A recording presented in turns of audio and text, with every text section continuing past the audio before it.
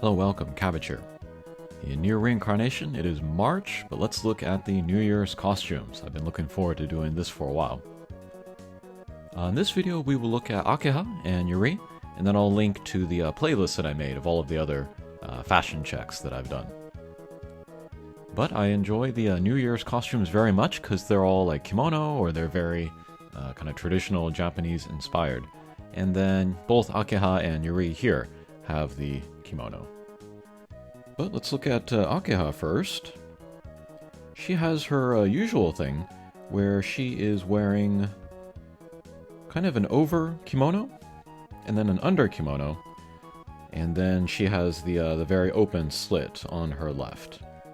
I've said this in many videos, but I have a lot of problems with this because it's not structurally very believable. This would not translate very well to real life. If the slit were on the other side, that one would be more believable. We see that on like New Year's Gale.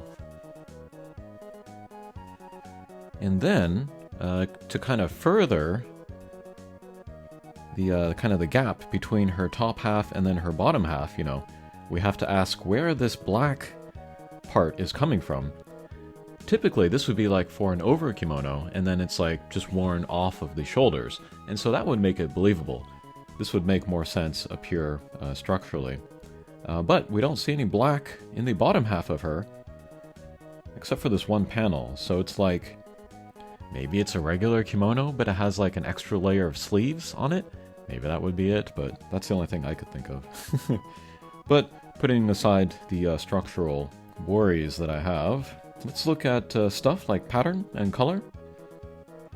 But color, very subdued. Typically for New Year's, they will do like a red and white theme. And then her obi, tied around the middle, this red part, this kind of sash looking thing, that's very messy. But I like messy, you know, if other things about it work. And then we look in the back, this is very elaborate, but like the obi that you tie around the middle, very, very long actually. And usually you just, you know, wrap it around yourself many, many times. But you can wrap it around yourself fewer times, and then get kind of this hanging down part. And that looks nice with the longer sleeves. And then we can see in the back that this is very open. This is where a little bit of the arrows comes in from kimono. There's not usually a lot, but yeah, the back of the neck. And this is very, very open. But she's wearing quite a few layers, actually. Typically, it would be like that white, you know? That would be like kind of the under kimono. And then the gray with the kind of the check pattern would be the one above it. But that kind of gold one in the middle there, that's usually not there. Way, way, way back when, maybe in a Nara era in Japan, they wore, you know, many layers of kimono on top of each other. But as time went on, they went fewer and fewer until we are where we are today. So this is actually a little bit kind of old-fashioned, the amount of layers that she's wearing. And then the pattern, again, we have the kind of the check pattern here. This is fairly casual. Don't see that on more formal kimono.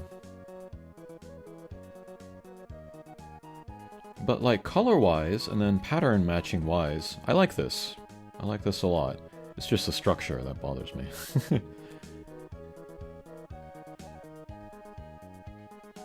Around the middle we have this kind of tie. That's probably already like tied beforehand. And then in the back, this looks pretty elaborate. Maybe it's not pre-tied. I see tassels and things. Very interesting ornament in the center there. Alrighty. And then we have the slit again. This would make more sense if it were on the other side. And then let's see if I can see the shoes. Alright, kind of ankle-high boots with a heel. That looks pretty cool. And then let's look at her hair accessory. On the front, she has kind of a tassel thing there. And then in the back through her bun, looks like she has This is kind of a more traditional hair accessory, just kind of like a spike thing, sort of shoved through. And then a single earring, that's unusual. And then nails, looks like just black nails, no points on them. Okay, that is a look at New Year's Akeha. Okay, next let's look at New Year's Yurie.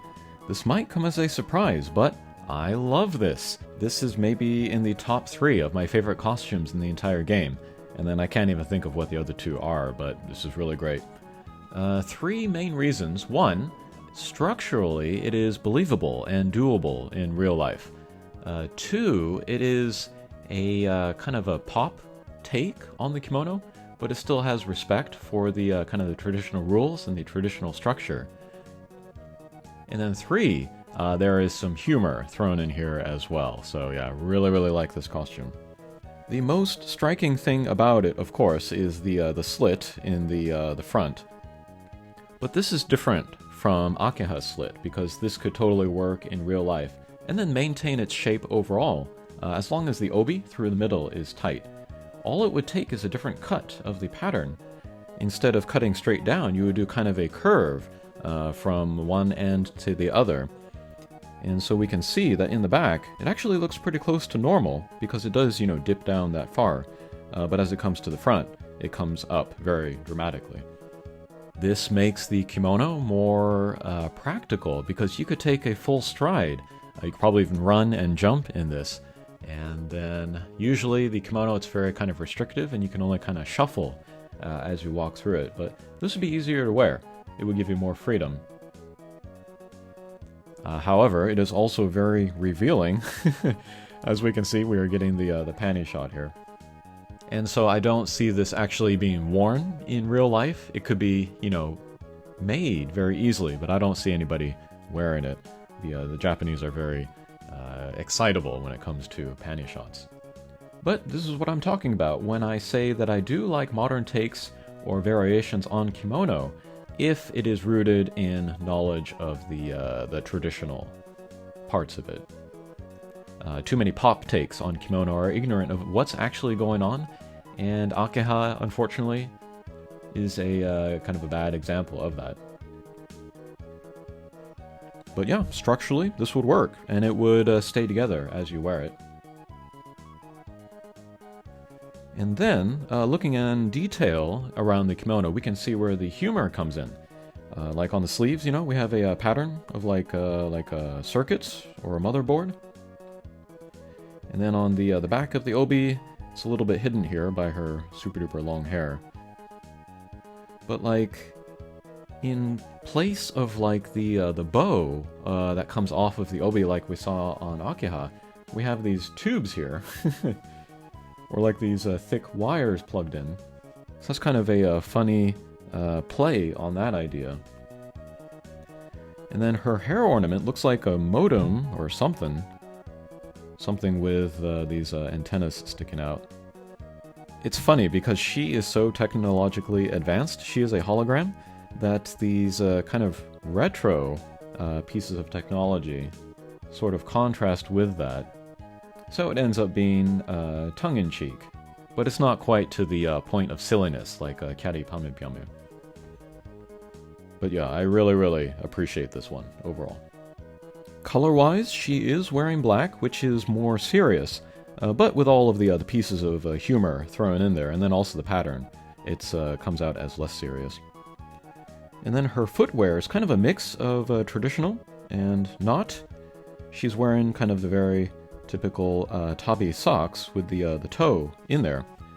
And then she's wearing the sandals, but they have a bit of a heel on them. Not quite a wedge heel, but close to it. And then with a heel, it makes the wearer's legs, look more kind of flattering. It also affects the way you walk and makes it more modern overall. So yeah, that is a look at both New Year's, Akeha, and Yurie. In the near future, hopefully I can do Fio and Marie. Okay, thanks for watching, and we'll see you again. Take care.